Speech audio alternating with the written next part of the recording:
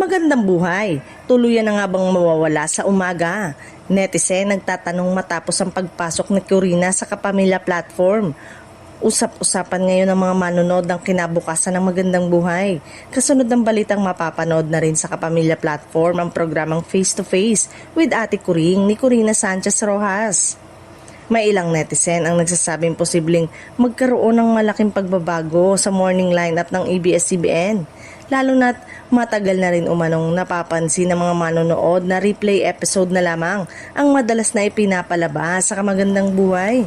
Kaya naman, nang lumabas ang balitang magkakaroon ng puwang sa Kapamilya platform ang programa ni Corina, agad itong iniugnay ng ilang netizen sa posibleng pagbabago sa kasalukuyang programming.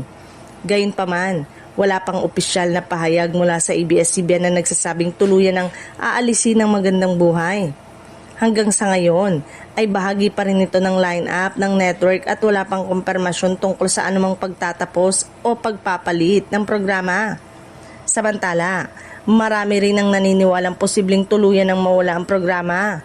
Sa ngayon, nananatiling espekulasyon lamang ang lahat hanggat wala pang opisyal na anunsyo mula sa ABS-CBN. Ngunit isang bagay ang tiyak.